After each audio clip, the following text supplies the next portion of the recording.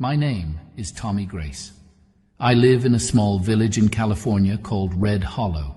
It was once a place full of life, with kids playing in the streets and neighbors always stopping by to say hello. But everything changed one terrible day, and I'll never forget it. A few years ago, the ground shook so hard it felt like the whole world was breaking apart. The earthquake destroyed almost the whole village. I was in town getting supplies when it happened. My 3 sons, Mark, Ethan, and James, were at my house with their wives and kids. They were having a big family dinner while I was gone. When the shaking stopped, I raced home, praying they were okay. But when I got there, all I saw was rubble. My home was gone, crushed to the ground. I started digging through the wreckage with my bare hands, calling their names.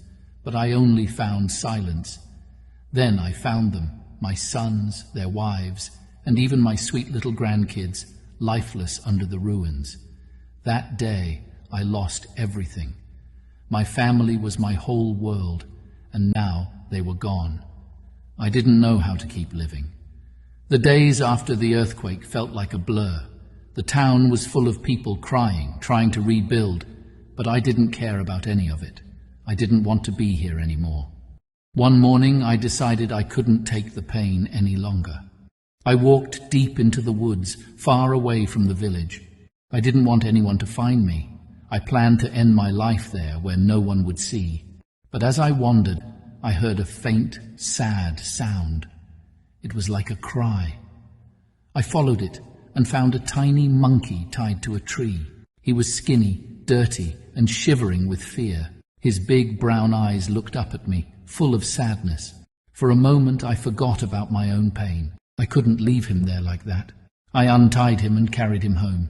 At first, the little monkey, who I named Buddy, was too scared to eat or let me come near him. He would hide in the corner and shake whenever I moved. But I knew what it was like to be scared and hurt, so I gave him time. Slowly, he started to trust me. One night, when I couldn't sleep, I found my father's old rusty violin, which had also managed to survive the earthquake. It was covered in dust, but I cleaned it up and strummed a few chords.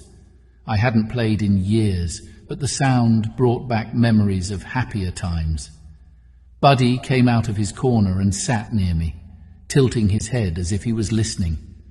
From that night on, I played the violin every evening, and Buddy always sat by my side. One day, as a joke, I gave him the violin, urging him to try his hands on it. He clumsily touched the strings, making silly sounds that made me laugh for the first time in ages. Over time, Buddy started to get better. His tiny hands learned how to pluck the strings, and soon he was playing real music. Now, Buddy and I perform together. We travel to nearby towns, sharing our music with anyone who will listen. People always say how special it is to see a man and a monkey making music together, but it's more than that. For me, Buddy saved my life. On the day I planned to leave this world, he gave me a reason to keep going. Every song we play is a reminder that even when everything feels lost, there's still a chance for hope, love, and light. So when you see Buddy and me, know this: we are 2 broken souls who found each other in the darkest of times. And together, we chose to keep living one note at a time. To everyone out there who think they have lost everything, know that God has other better plans for you. Tonight, I'll allow Buddy to play 3 pieces and bless your evening. Listen and be encouraged. Thank you.